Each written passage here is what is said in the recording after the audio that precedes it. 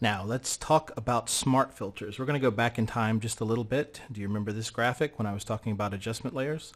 Okay, so what is a smart filter and how is it related to smart objects? They're all very smart. We get it. Okay, so let me hit Control. Let me click on the window first and Control plus. Oh, there we go. That's good. And I'm going to hit F and move this over. Smart filters. What are smart filters? Well, I think you can figure that out for yourself, but we're going to show you anyway. Okay. I'm going to take this circle, which is actually a vector circle. We'll talk about that in a second. This is a vector circle. This is a regular circle. That doesn't matter actually in this case. So I'm going to right click on this and I'm going to say convert to smart object.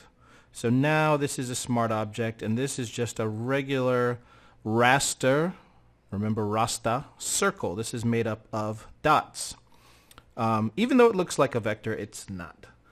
So if I go over here to my filters and I go to Gaussian blur, I want you to understand something. Gaussian blur is the only blur that you need to know. You don't need all of this junk. Forget about it, okay? When you get into advanced stuff, you can worry about that.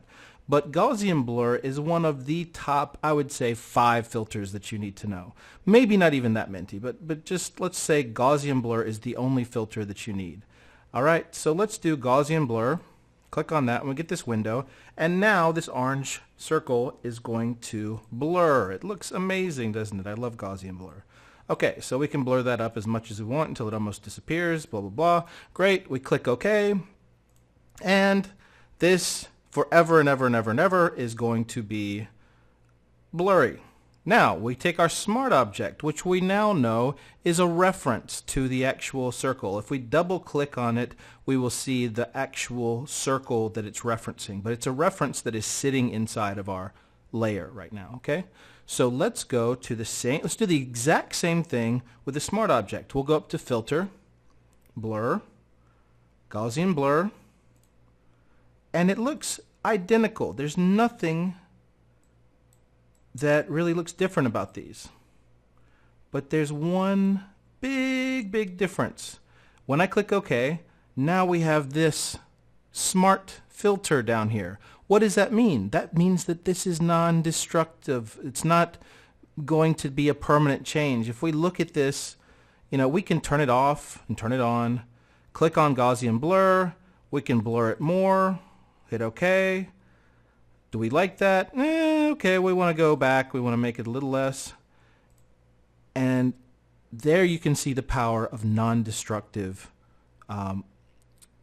editing, okay? That you can always change it. And almost everything now in Photoshop works with that. So you can always just take your circle and blur it, and it will always be blurred forever and ever. If you know that you don't want to ever change it, then go ahead and do that. It'll probably take less RAM.